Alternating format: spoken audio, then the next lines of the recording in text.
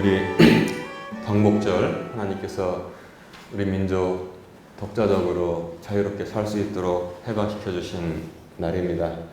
그래서 우리는 참 이때가 되면은 항상 하나님께 감사하고 감격스러운 이 감사를 해야 되는데, 요즘은 자꾸 무슨 국가의 그 절기가 정치적으로 이용당하는 것 같아서 그것보다는 먼저 하나님께 감사하는 우리가 막 정치인은 아니잖아요. 그래서 이렇게 정치는 정치하는 사람들이 이렇게 하더라도 우리는 하나님께 항상 먼저 감사하는 그런 크리스찬이 되어야 되겠습니다. 오래전에 제가 한 20대 때 말입니다. 제가 다니던 화곡 순복음교회에 일본 목사님이 오셔서 복음을 전했습니다. 말씀을 전하는데, 통역은 그 당시 이제 여자 집사 한 분이 일본 대사관에서 일하고 있어서 그분이 이제 통역을 잘하더라고요. 아주 그 설교 통역을 해본 적이 없을 것 같은데, 성령께서 역사하시니까 막 그 통역을 정말 잘했습니다. 억양도 아주 그냥 잘 이렇게 하고 잘했는데, 저는 20대 반일주의자로서 저기 중간쯤에 앉아가지고 딱 목사님을 무슨 죄인이나 된 듯이 꼬나보면서 설교 내내 도끼는 두고 째려보고 있었습니다. 참 미성숙한 청년 시절이었죠. 그랬더니 설교 끝나고 축도를 한 다음에 그 일본 목사님이 일부러 저한테 이렇게 찾아와서 악수를 청하는 것을, 저는 악수는 했지만 꽂고 있어가지고 참 지금 생각하면 이 미성숙했던 청년 시절이 참 얼굴 빨개지게 만듭니다. 제가 우리 교회가 나갈 바를 여러 가지 사업을 다 많이 하지 못하잖아요. 그 중에 하나, 일본 교회하고 우리 교회가 좀 서로 사랑하고 화해하는 그런 가교가 되는 사업을 해야겠다 해서 지난번에 사람을 만나고 했는데, 요새는 코로나 때문에 만나지 못했지만 저는 잊지 않고 계속 추진하겠습니다. 계속 추진해서, 정치인들은 사이를 가르는 건 잘하는데 서로 화합하게 하지는 못하더라고요. 한국이든 일본이든. 그래서 우리 교회가 나서서 그것을 해야 됩니다. 그래서 이제 그걸 계속 저는 추진하겠다고 이 시간을 들여서 말씀을 드립니다. 우리가 이제 윤리관을 가지고 있는데요. 서양의 윤리관, 여러분 그 윤리관이라는 것은 그 사회에서 굉장히 중요한 역할을 합니다. 왜냐하면 그 사회에 살고 있는 모든 사람들의 가치관을 이렇게 형성시켜주기 때문에 그 가치관 때문에 사람이 살고 죽는 거예요. 그 윤리관은 굉장히 중요한 역할을 해요. 그래서 이제 윤리학, 이제 우리가 제 기억으로는 저 국민학교 다닐 때는 바른생활이라고 배웠어요. 바른생활. 그게 이제 어떻게 보면 윤리학입니다. 그 중학교 가서는 도덕이라고 과목명을 했고, 고등학교 가니까 윤리, 대학교 가니까 또 이제 또 국민윤리라고 해서 계속 배웠어요. 그런데 이제 서양의 윤리관은 그 유대 기독교적인 관점이 서양의 윤리관을 형성시켜 주었습니다. 그래서 서양의 윤리는 굉장히 천부인권설이라고 하잖아요. 천부인권. 인권이라는 것은 천부, 하늘에서 부여한 것이다. 그래서 다른 사람의 인권을 함부로 이렇게 제한하지 못한다. 그래서 국가도 국민의 인권을, 옛날에 그 왕조 시절에서는 저런 고얀 놈이 있나, 저놈을 삼족을 멸해라. 끔찍한 얘기예요. 우리가 사극에서 보는 거. 임금 비위에 틀리면 죽어나가고 다 삼족 멸하고, 그리고 양반이 종놈을 하나 죽이는 것은 일도 아니고 관아에서 처벌받지도 않았어요. 그런 일들이 비일비재했죠. 근데 서양에서도 그런 일이 있었는데, 혁명이 있죠. 명예혁명이자라고 하잖아요. 피 한 방울 안 흘리고. 그래서 이제 군주하고 국민들 대표 사이에 이렇게 협의를 한 거예요. 그래서 제가 신사협정 맺은 거죠. 그래서 이제 입헌, 군주제긴 군주제인데 입헌, 헌법이 있어서 그 테두리 안에서 이렇게 하는 그런 저기 있습니다. 그 천부인권.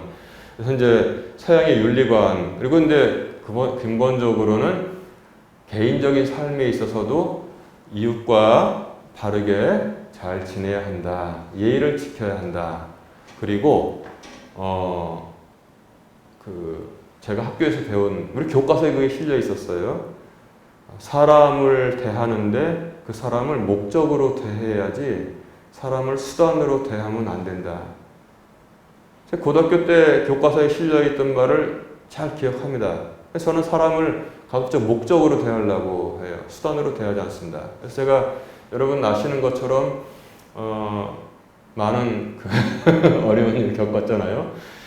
근데 여러분들에게 가서 제가 이 거짓말 말도 안 되는 사실을 써서 제가 여러분들에게 하면 다 여러분들이 서명을 해줬겠죠. 근데 단 한 번도 돌린 적 없어요. 뭐 거짓말 해가지고 이거 무조건 서명하시오. 제가 이렇게 이 소송을 진행하다 보니까 상대방이 주장하는 걸 똑같이 복사해서 저한테도 하나 주고 저희 주장도 똑같이 복사해서 주는데 나 참 마음 아팠던 게 뭐냐면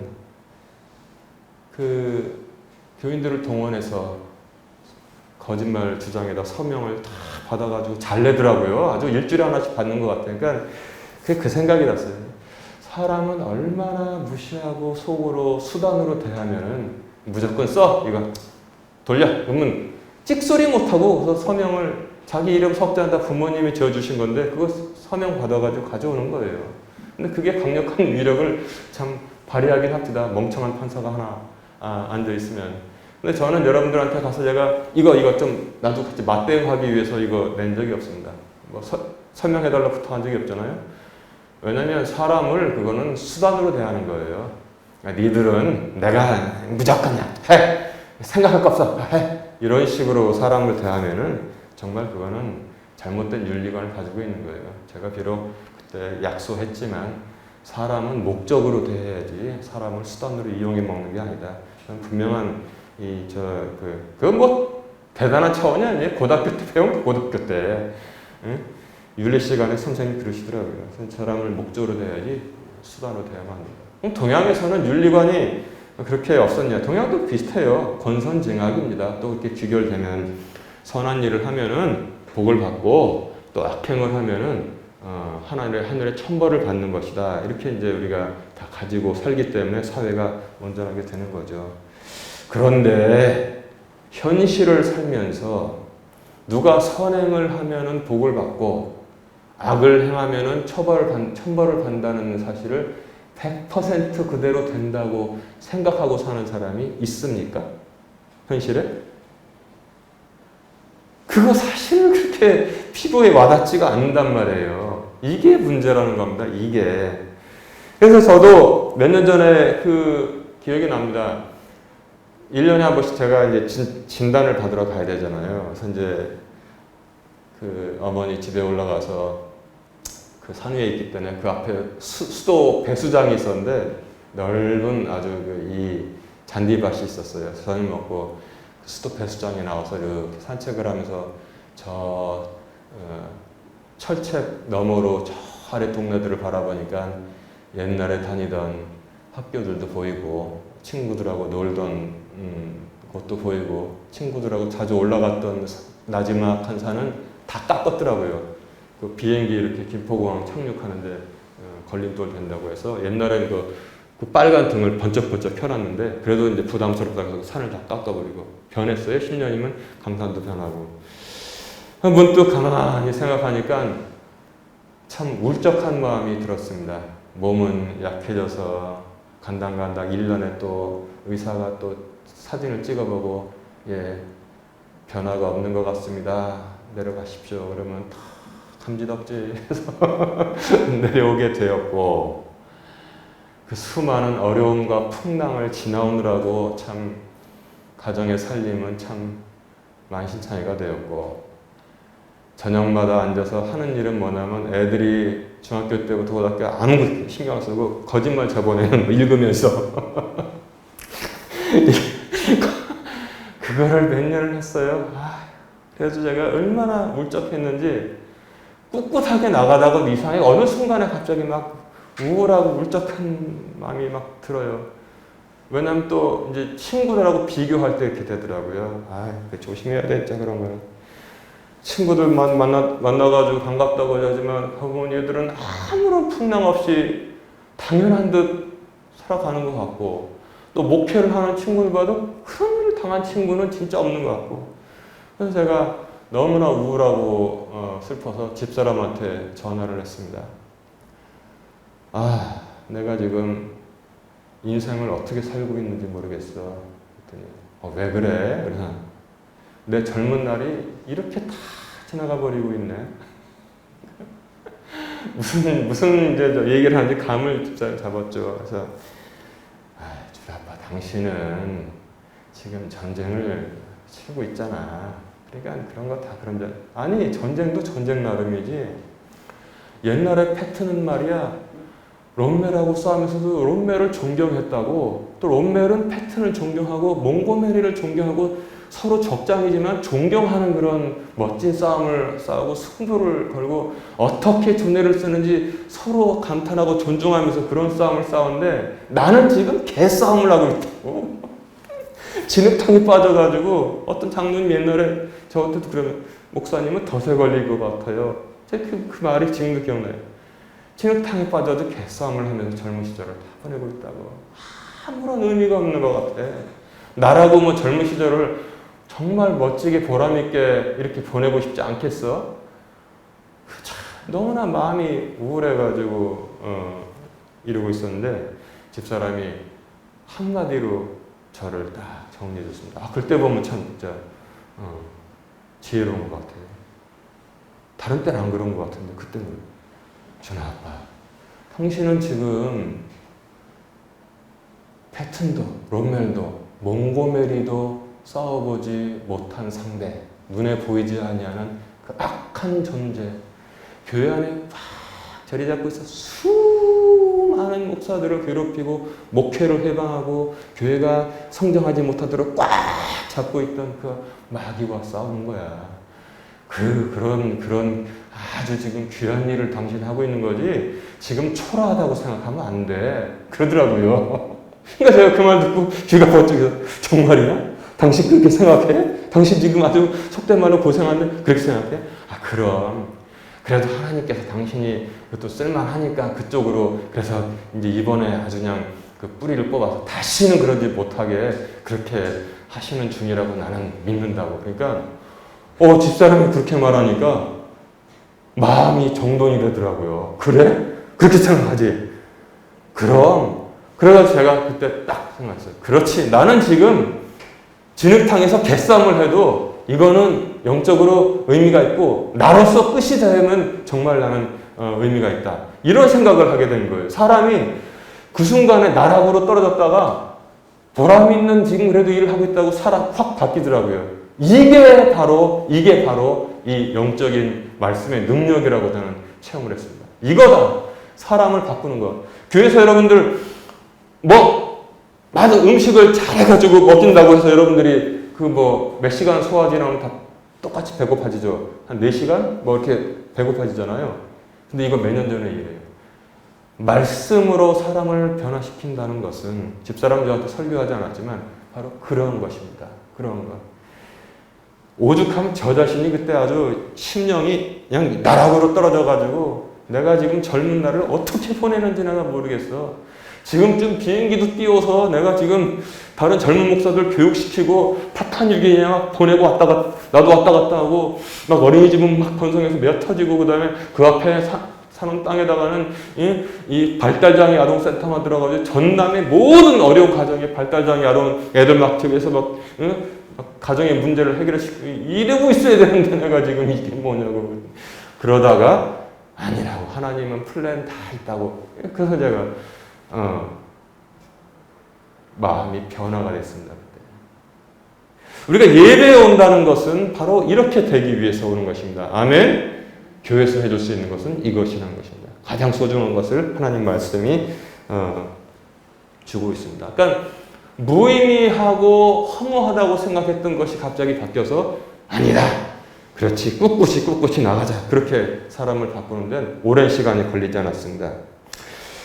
그런데 저뿐 아니라 거의 모든 사람들 별반 차이가 없는 이런 지난 세월에 대한 관점을 가지고 이처럼 인생에 덧없는 것, 인생의 무의미한 것, 인생의 허무함을 느끼면서 괴로움을 가지고 고통을 가지고 슬픔을 가지고 인생을 점점 살아간다는 것입니다. 한번 봅시다. 이 입장 바꿔서 제가 국화빵을 잘 먹었어요. 제가 어렸을 때 국화빵을 착 먹었는데 요만한 뭐 막대기에다 이렇게 솜 같은 거 달렸는데 기름 잠깐 발라서 쫙 이렇게 두르고선 주전자로 꺼내서 쭉쭉쭉쭉쭉 붓고 파슬리 이렇게 탁 해서 탁 한 다음에 뒤집어가지고 익으면 이제 요만한 꼬챙이로 탁탁 찍어서 얼마나 맛있는지 몰라요. 그게 풋빵인데 애들이 줄 서가지고 사 먹는단 말이에요. 돈을 많이 벌었다고 칩시다. 애들 돈 10원 10원 두고 모으다 보면 뭐 큰 거예요. 그리고 이제 땅도 사고 집도 사고 이제 나중에 빌딩도 올렸어요. 근데 국화빵은 선수가 됐어요. 그냥 막 손도 안 보여. 쫙 한번 묶고 착착착착착착 탁 빼주고 봉투에다 팍팍 담으면 꼭 10개씩 딱딱 담아가지고 돈을 많이 벌었습니다. 50, 60이 됐어요. 딴 걸 할 줄 모르니까 국화빵만 계속 했어요. 돈을 많이 벌었어요. 애들 미국 유학도 보냈습니다. 빌딩도 올리고. 나중에 70 돼가지고 이제 그만해야겠다 할 때, 나의 국화빵 인생이 너무너무 보람되고 그런 사람이 있을까요? 제가 좀 이해하기 쉽게 예를 하나 들었지만 사람 다 거기서 거기에요. 세월이 그냥 다 지나가는데 그 안에 무언가가 빠져 있으면은 다 허무한 거란 말입니다. 사람을 다 허무하게 만들어요. 그런데 그랬던 저를 포함해서 이러한 생각들을 가진 모든 분들께 오늘의 말씀이 바로 두 가지, 위로와 소망을 드리고 있다는 것입니다. 위로와 소망을 주고 있는 거예요. 위로만 줘서도 안 돼요. 위로 뒤에는 소망이 반드시 있어야 되는데 이게 바로 성경만이 할 수 있는, 하나님 말씀만이 할 수 있는 능력이라는 것입니다. 위로도 해주고 소망도 주는 것입니다. 그래서 이제 오늘 본문 말씀을 여러분들 쭉 읽어봤지만 이런 것을 갖다가 역설이라고 합니다. 원사님들 역설. 예를 들어서 이런 거예요. 이 친구는 정말 대단해. 작은 거인이야. 무슨 말인지 알죠? 작은 거인이야. 이게 바로 역설이라는 거예요. 아유, 그 친구 그거 이 허우대만 컸지 그거 아무것도 아니야. 물고구마. 네가 이길 수 있어.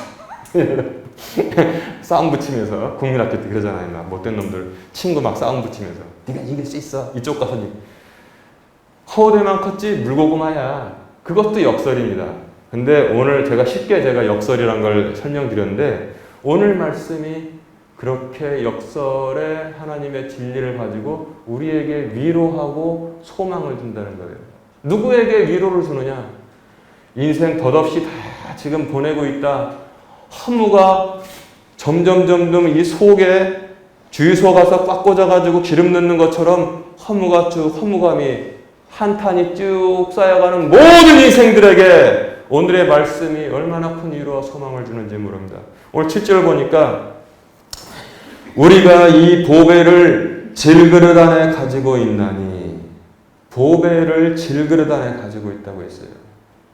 우리 몸은 질그릇이라는 것입니다. 질그릇이 뭐냐면 저거는 유약을 바른 거예요. 반짝반짝하고 좀 단단해. 근데 질그릇은 뭐냐면 그냥 그 싸구려 화분 있죠. 그냥 흙으로 이렇게 부어서 그냥 바로 나온 거. 그게 바로 질그릇인 겁니다. 톡이라고 하면 딱 좋아요. 근데 그 질그릇 안에 보배를 담고 있다는 것입니다. 보배가 무엇이냐면 예수님의 생명. 질그릇은 우리의 이 연약한 몸이 바로 질그릇입니다. 아파가지고 1년마다 한 번씩 가서 검사 받아야 되고 또 안 좋다고 뭐 처방 받아야 되고 그게 바로 우리의 몸이에요.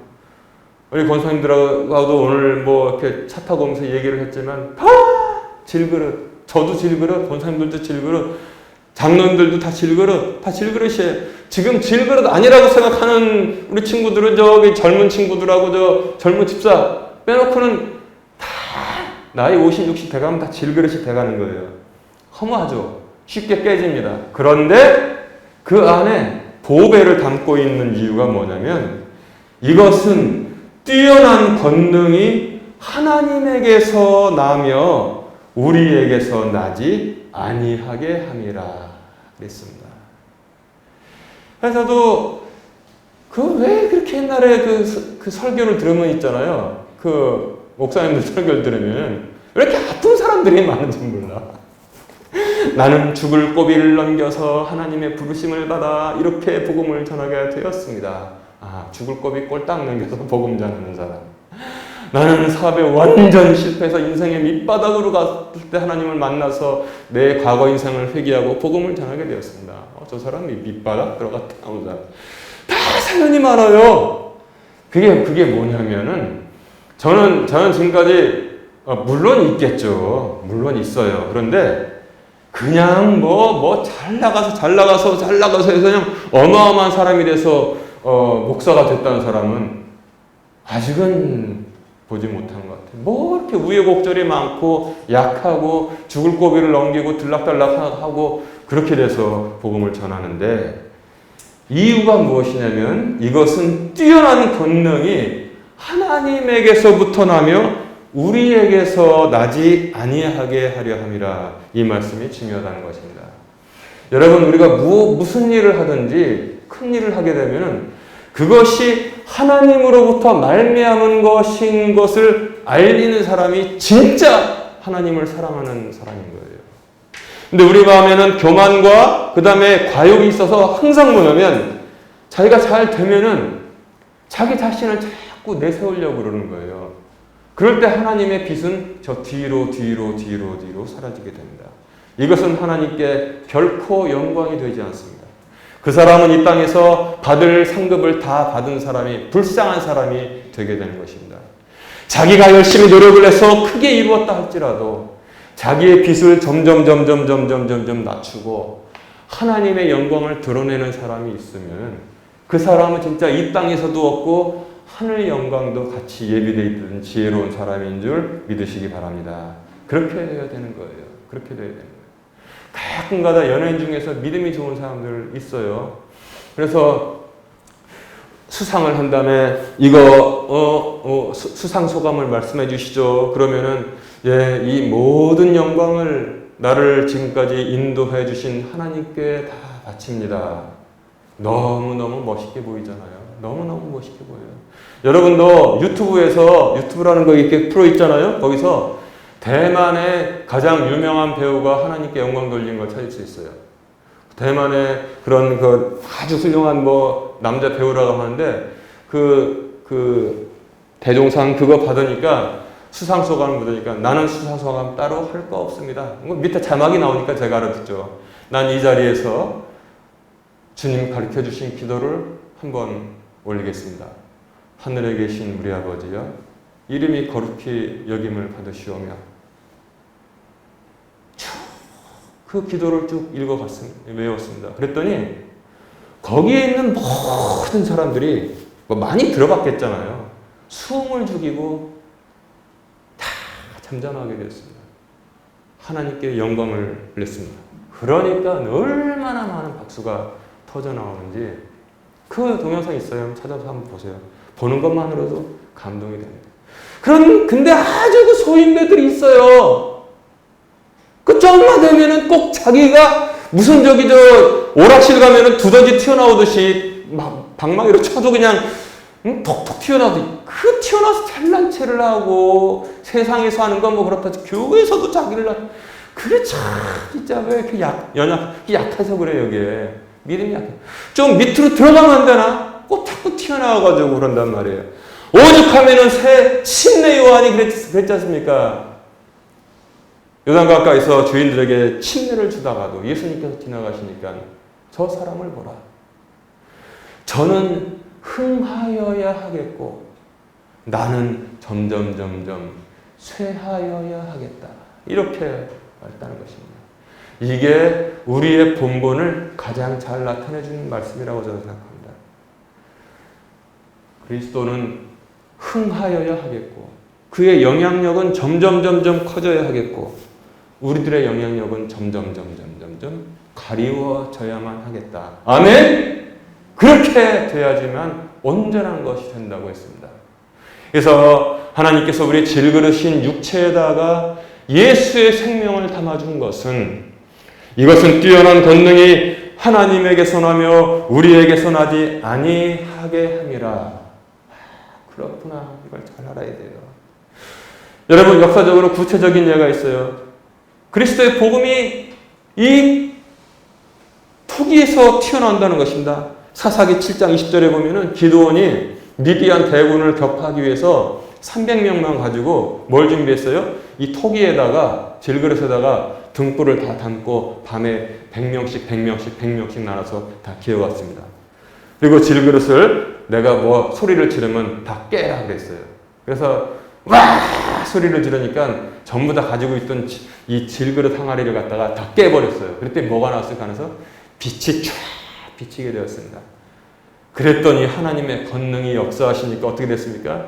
거기에 그냥 수많이 왔던 미디안 군사가 300명한테 놀라서 서로 도망가면서 서로 자기들끼리 죽이고 해가지고 전부 다 몰살당한 얘기가 성경에 나와 있지 않습니까? 바로 우리가 믿음을 가지고 생활하고 인생을 살아가는 것은 이러한 원리로 살라고 하나님께서 우리에게 알려주신 것을 여러분 꼭 기억하시기 바랍니다. 깨뜨려라! 할 때 그 질그릇이 깨졌습니다. 그때 그 안에서 찬란한 빛이 나왔고 그것이 하나님의 영광을 높이게 되었습니다. 자, 그럼 오늘 이 고린도 전서 후서를 쓴 사도 바울이 당한 질그릇으로서의 사도 바울의 구체적인 시련이 뭔가 한번 볼까요? 8절 9절에 잘 나와 있어요. 8절 9절에 보니까 우리가 사방에서 완전 포위됐다는 거예요. 우리가 사면 초가라 그러잖아요. 사방에서 고난을 당하나 괴로워하지 아니하고 난처함을 당하나 절망하지 아니하고 핍박을 당하나 버림받지 아니하고 또 부러뜨림을 당하나 망하지 아니하는 것은 10절에 보니까 이 이유가 있어요. 아까는 우리가 사방이라고 그랬잖아요. 근데 여기서 더 좋은 말씀이, 더 능력 있는 말씀이 고난은 사방에서 당하는데 하나님의 능력은 우리가 항상 시간으로 말하고 있습니다. 항상. 여러분, 사방이 더 셉니까? 항상이 더 셉니까? 사방이 더 셉니까? 장소가 셉니까? 시간이 더 셉니까? 시간이 더 셉니다. 세월이 더 셉니다. 사방은 나중에 하나 막으면은 3방 될 수도 있어요. 양쪽 막으면 2방 될 수도 있고 3면 다 정복하면은 이제 하나만 남을 수 있습니다. 시간, 항상 우리가 항상 주 예수님의 죽으심을 우리 몸에 짊어지고 다니게 해주시는데 그 이유는 무엇이냐? 예수님의 생명 또한 우리 몸에 나타나게 하려 함이라 그랬어요. 사도 바울이 이렇게 여기서 말했지만 얼마나 많은 고통을 당했는지 여러분 잘 알잖아요. 강의 위협, 바다의 위협, 동족의 위협, 이방인의 위협, 강도의 위협, 별별 위협을 다 당하고 복음을 전하러 다녔습니다. 아주 단적인 예를 하나 보여드릴까요? 사도행전에 보니까 사도 바울이 그때는 사울이었죠. 예수님을 영접했다는 소식을 유대인들이 들었어요. 그랬더니 어떤 일이 일어났습니까? 그 중에 건장한 40깡패 같은 놈들이겠죠. 40명이 우리가 바울을 죽이기 전에는 먹지도 마시지도 아니하겠다 맹세했어요. 그리고 칼 들고 바울 찾으러 다녔습니다. 여러분, 이 스트레스가 얼마나 심하겠어요. 아니, 입장을 바꿔놓고 한번 생각해 보세요. 여러분들이 뭐 잘못했다는 소식이 들려갔어요. 오해받았는데 거기서 악한 물이 40이 일어나가지고 우리가 아무개를 죽이기 전에는 먹지도 마시지도 잠도 자지 않겠다 선언을 했어요. 그런 소식이 들려왔습니다. 여러분 그러면 한가하게 지금 누워있을 수 있겠습니까? 그 스트레스가 얼마나 심하겠습니까? 사도 바울은 이거를 다 통과해간 우리의 고난의 대선배라는 사실을 우리가 고백하지 않을 수가 없습니다. 우리가 지금 조금 고난을 당하는 건 이건 너무나 소프트하구나. 이건 우리 그 옛날에 쓰는 말 있죠. 이건 뭐라 그래요? 그 먹는 거? 약과. 이 약과야, 약과. 우리는 약과 하나씩 먹는 거라고 생각할 수 있는 것입니다. 그런데 이러한 위기의 과정을 통해서 고난과 난처함과 핍박과 거꾸로뜨림과 강의 위협, 바다의 위협, 강도의 위협, 동족의 위협, 이방인의 위협 다 그런 과정을 통해서 사도의 직분이 제대로 서가고 있다고 성경은 우리에게 다 결론을 내려주고 있잖아요. 여기서 하나님의 능력이 온전케 되기 때문에 그렇습니다. 그래서 12절에 보니까 열매가 나오고 있어요.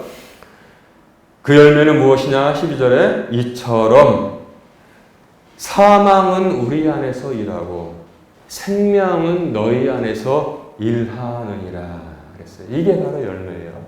사도가 고난을 당하고 그 고난을 성령을 의지해서 견디니까 사망은 그 사도 안에서 일하고 생명은 성도들 안에서 일하게 되었다는 것입니다. 사도 바울이 얼마나 많은 성도들을 세우고 교회들을 세우고 다녔습니까? 얼마나 많은 그 교회를 세우고 성도들을 세우고 다녔어요. 열매가 막 주렁주렁 다 열리게 된 것입니다. 이제 결론을 내립니다. 바로 16절에 이러한 까닭에 우리가 낙심하지 아니하노니 우리의 겉사람이 뭡니까? 다 지금 질그릇. 권사님도 아까 오면서 얘기한 거 있잖아요. 그 질그릇. 그게 우리 겉사람이에요. 이 몸, 여기 흰머리. 응? 이게 다 겉사람입니다. 우리의 겉사람은 썩어 없어져도 우리의 속사람은 날마다 새로워지느니라. 이게 중요해요. 이 겉사람 속에 속사람이 있는데 하나님은 이것을 소중하게 보신다는 겁니다. 우리의 속사람은 날마다 새로워진다는 것입니다. 제가 말씀을 준비하면서 저도 깨달아서 시각을 딱 바꿨어요. 나는 매주 예배드리러 가서 설교할 때 이제는 지난주보다도 한 주 더 늙은 교인들 앞에 서서 늙어가는 성도들 앞에 서서 내가 말씀을 전하는구나 라고 생각할 때가 가끔 더 있었는데 아닙니다. 그게 아니에요. 성경은 지금 뭐예요? 반대로 지금 말하고 있는 거예요. 여러분들의 육신은 설교하고 관계없습니다. 여러분들의 예를 들어서 머리가 길든 짧든 설교하고 관계가 없습니다. 여러분들이 젊든 나이가 들었든 설교하고 관계가 없습니다. 겉사람은 설교하고 관계가 없어요. 여러분들이 아프든 건강하든 설교하고 관계가 없어요. 설교하고 예배하고 관계 있는 건 뭐예요? 오로지 속사람입니다. 속사람이 예배와 관계가 있고 속사람이 말씀과 관계가 있는 것입니다. 아멘? 겉사람이 어디가 좀 아프다고 해서 귀가 하나 안 들린다고 해서 설교를 못 들어요? 응? 이가 임플란트 했다고 해서 찬송을 못 합니까? 그건 상관없는 거예요. 예배는 자고로 설교는 속사람에게 하는 것입니다. 속사람이에요. 그래서 우리가 하나님은 영이시니 예배하는 자가 뭐라 그랬어요? 영과 진리로 할지니라. 속사람으로 하라는 거예요. 속사람으로. 이게 바로 진리인 것입니다. 그래서 나는 이제 한 주 지나서 또 보면은 지난주보다 한 주 더 늙은 성도들이 와 있구나. 응? 이게 아니고 저도 참 그렇죠. 어저께 말씀 준비하면서 제가 깨달았다니까요. 한 주 더 새로워진 사람들이 와 있는 거예요. 한 주 더 새로워진 속사람. 아멘? 한 주 더 새로워진 속사람이 와 있는 것입니다. 왜 새로워졌어요? 지난주에도 예배를 드리고 말씀을 들었잖아요. 그것으로 인해서 새로워진 것입니다. 새로워지는 거예요. 꾸준히 새로워지는 거예요. 그렇구나. 다음 주에 가면 또 오늘 말씀 들었잖아요. 또 새로워진 이런 속사람들이 다 와서 있는 것이 우리 교회인 줄로 믿습니다. 그래서 그렇구나. 개인적으로도 소망이 생겼어요. 나도 이제 점점 계속 새로워지는 것이고 목회적으로도 소망이 생겼어요. 새로워지는 속사람들을 데리고 지금 제가 목회를 하고 말씀을 전하고 있는 거잖아요. 이 모든 것이 새 생명으로 나가게 돼 있는 것입니다. 그래서 여러분 시선을 여기로 돌려야 돼요. 시선을 속사람에게로 돌려야 되는 것입니다. 우리는 지금 뭐예요? 썩어서 없어지고 있다. 그게 아니에요. 새로운 사람이 계속 되고 있다. 새로운 사람이 되고 있다. 하나님의 시선은 원래 여기 있었어요. 사람은 겉사람을 보지만 나는 뭐예요? 속사람, 중심을 본다. 하나님께서 그렇게 말씀하신 것입니다. 그래서 우리는 보이는 것들은 잠깐 있을 뿐인데 그것을 바라보지 아니하고 보이지 않는 것을 바라본다. 이게 역설이잖아요. 보이는 것을 바라봐야 되는데 우리는 보이는 것을 바라보지 아니하고 보이지 아니하는 것을 바라보고 있노라. 그럴 때 우리가 다 새롭게 되는 것입니다. 이제 한탄하지 마세요. 어디가 더 아프다고? 새로워지는 거예요. 지금 계속 새로워지고 있는 것입니다. 예배와 말씀은 이처럼 한눈 파는 것들을 바로잡는 기회와 능력을 주고 있는 것이 예배인 것입니다. 그러니까 세상에 살면 또 이제 한눈 팔 수 있잖아요. 잠깐 딴 생각하고 이렇게 뭐 한눈 팔고 뭐 겉사람 중요한 것만 생각하고 겉사람에 대해서는 얼마나 투자해요. 강남에 가면은 이거 뭐 쌍꺼풀 수술, 뭐 수술, 뭐 성형 수술 우리나라가 세계 최고 아니에요. 그거 다 겉사람을 다 갖고 나 그거 나쁘다고 말하지 않습니다. 뭐 그것도 우리가 겉사람을 가지고 살았는데 운동도 하고 잘 먹고 잘 쉬고 그 중요하죠. 건강 관리하는 거. 그렇지만 너무 과도하게 하면서 여기 속사람에 대해서는 아무것도 하지 않는다는 이게 문제라는 것입니다. 겉사람도 건강하게 관리하고 아름답게 관리하고 그리고 더 중요한 것은 속사람을 바라보고 살라고 성경은 우리에게 방법을 가르쳐주는 거예요. 진리. 그게 바로 우리로 하여금 허무하지 않게 또 그리고 슬프지 않게 만들어주는 길을 보여주고 있습니다. 그래서 예배와 말씀은 이처럼 잠깐 한눈 파는 분들을 바로잡아줄 수 있는 기회와 능력을 제공하고 있다는 사실을 우리가 알아야 돼요. 그래서 C.S. 루이스가 이렇게 말했습니다. 네, 그대로 내가 읽을게요. 루이스의 말을. C.S. 루이스는 누구냐면 신학자면서 또 이 문화 극작가입니다. 그 나니아 연대기라는 영화 아시죠? 나니아 연대기 애들 보는 만화 영화 있어요. 나니아 연대기를 C.S. 루이스가 다 시내에 쓴 거예요. 자, C.S. 루이스가 어떻게 말했느냐? 당신이 역사를 읽는다면 현 세상에서 최상을 이룬 크리스천들이란 모두 내세를 생각한 사람들이었다는 사실을 알게 될 것이다. 그랬습니다. 당신이 역사를 알게 된다면은, 읽게 된다면은, 현세에서 최상의 것들을 이룬 사람들은 누구냐? 그 사람들은 전부 다 내세를 살아본 크리스천들이었다는 사실을 알게 될 수 있습니다. 이렇게 말했습니다. 그래서 이렇게 정리할 수 있습니다. 하늘을 향한 사람들은 하늘은 물론 이 땅에서도 빛나게 되고 이게 중요해요. 하늘을 향해서 간 사람들은 일을 한 사람들은 하늘은 물론 이 땅에서도 그 업적이 빛나게 되고 이 땅만을 바라본 사람들은 하늘은 물론 이 땅에서도 그 영화도 다 잃어버리게 된다는 사실 바로 이것을 지금 전하고 있는 것입니다. 사랑하는 성도 여러분, 말씀은 자칫 우리가 날마다 썩어져가는 겉사람과 이 세상의 것만 바라보는 우리로 하여금 서글퍼하지 말고 정신 차려서 속사람을 바라보게 하고 이 세상이 아니라 영원한 하늘을 바라보게 하면서 서글퍼하지도 말고 희망을 가지고 날마다 새롭게 하는 속사람을 보고 소망 중에 인내하고 천국을 향하게 만드는 능력을 지금 베풀어주고 있는 것입니다. 그래서 오늘 말씀이 허무와 한탄, 슬픔, 불행이 아니라 오히려 한탄, 허무 되시는 보람, 한탄 되시는 찬송, 슬픔 되시는 기쁨, 불행 대신 행복을 전해주는 그런 능력으로 삼으시기를 주님의 이름으로 축원합니다. 이 말씀으로 시선을 바로잡고 기쁨과 소망 중에 속사람과 삶의 희망을 잊지 않고 나가는 복된 성도들 되시기를 주님의 이름으로 축원합니다.